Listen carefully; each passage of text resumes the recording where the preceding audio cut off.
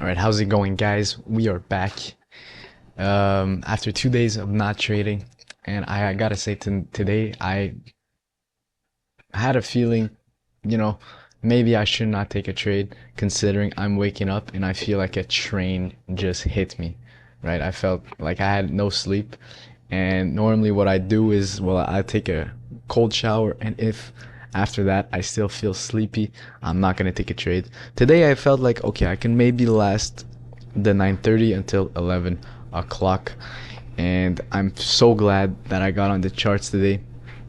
I went to sleep right after, but yeah, we're now carrying on this winning streak, and we are now precisely $242.40 away from passing the Eval after so long. Oh my God, it has taken so long to get to this point. It's not over. I'm not gonna celebrate until it is, and even once I get the funded, I won't I won't celebrate until I get the payout. Listen, I've gone through so much work. I've gone through this for so long. There were so many downs, so many days where I was like, I've got this, and it all goes to shit. That, like, it would take an absolute idiot after what I've been through to start celebrating now, that's for sure. But I can still be happy about a win. And so, without further ado, let's just get into the trade. Nasdaq on this side, ES on this side. Let's get into it. So obviously it's 4 o'clock right now, or almost 5. Jeez, I've been working pretty much all day and doing, you know, things that I just couldn't be on the charts. Um, and also I went to bed right after, so I woke up and it was pretty late already. All right, so let's just get into the price action today. Obviously, we're at all-time high on ES, which actually kind of simplifies things a little bit.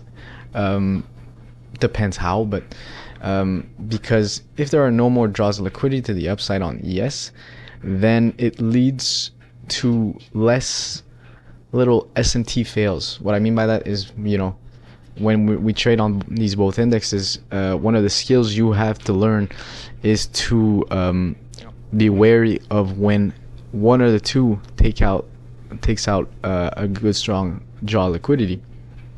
Then you have to be careful. If you have a position on either one, you have to be careful, be mindful of that. Yes, well, their only jaws of liquidity on yes is to the downside, and as you can see, we have pretty much nothing, just a huge gap after this really long movement.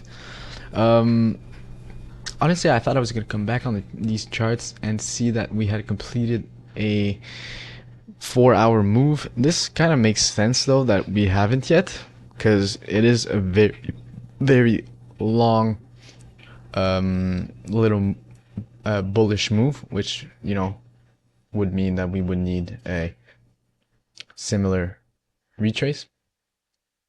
So it makes sense that we didn't have an immediate reaction, which makes me wonder now if I got lucky today. So we're gonna get into it together, I guess, because yeah.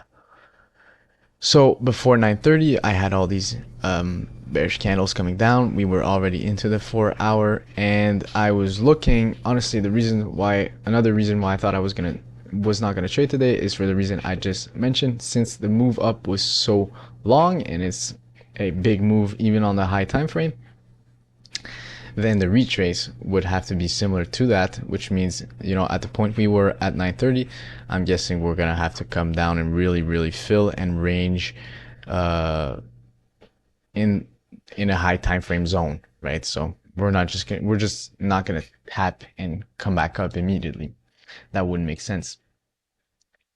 I was not paying that much attention to ES after seeing these candles. More on Nasdaq. So I'm going to show you what happened on Nasdaq. We kept being bearish. I pointed out some good draws of liquidity. If I thought that the retrace was enough, and that was what I thought it was.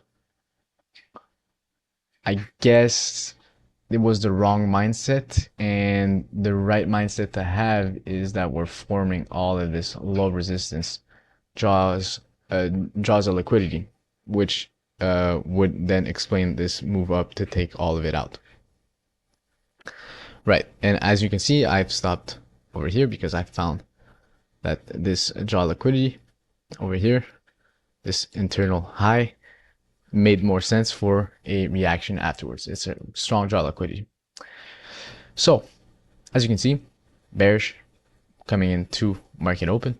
I'm just waiting to see if, we're gonna keep going bearish. If we were, then I'm not gonna trade because there's no good draws liquidity anywhere. This draw liquidity I pointed out is, again, I'm not gonna aim for it. I'm just maybe waiting until market hits it. Gives me a bit more confidence in taking it along from there. We never hit it. The reason why I entered this trade was actually solely because of the displacement we were looking at. As you can see, these green candles are pretty strong. So we come in 2 minutes into it at 9:34, get this huge green candle, and I saw so many people take a trade right off the bat off this inversion. To me, the reason why I didn't do that immediately is because of the same reason I've said probably 3 times already this video. I'm not gonna go off of a high time frame move off of a low time frame confluence. As simple as that. So I'm gonna need more than a 1 or 2 minute inversion. And so once I saw, we're inversing clearly on the 5 minute and pretty clearly on the 15 minute, then I'm like, okay, that's a pretty decently high time frame move, confluence. So I'm now waiting for a retrace at this point because I have nowhere to move my stop loss if I was going to enter just off of a 15-minute inversion. So once we come back down into this 1 minute gap and I see a clean reaction going up, and I see that we have some pretty nice low resistance draws a liquidity over here, I'm like, okay, I can take a 1-to-1 today. That's all I want. And I actually entered a bit sooner than the 1-to-1, got a nice fill, and I forgot to record a short today again, which I'm mad about, but yeah, so I entered. This little black candle had me worried because I don't see why we would want to come back down into 1 minute right after we got into another. But luckily, we respected that 1 minute. Normally, I would have expected it to come back down, probably try to get more down here before coming back up, or just completely filling the 4-hour gap entirely. So yeah, after this little obstruction, this little black candle that's not ideal, after that it was actually pretty clean, right? Market was pretty clean. I took a partial around here just because I'm now pretty scared to lose so much money when I'm this close to my goal. Realistically, I could have left it and made $550 around that, so would have put me even closer, but I'm satisfied with this win nevertheless. As you can see, after that, no black candles. That's pretty much the trade I had. And the theme of today's video is just, we're almost there. That's pretty much probably gonna be my title, and I have nothing else to say now.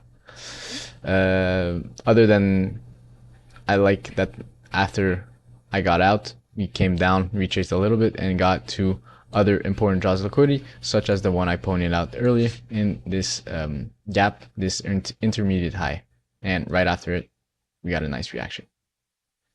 So that's pretty much what I had for you guys today. Thank you guys for watching, and I'll see you guys the next time I have a trade.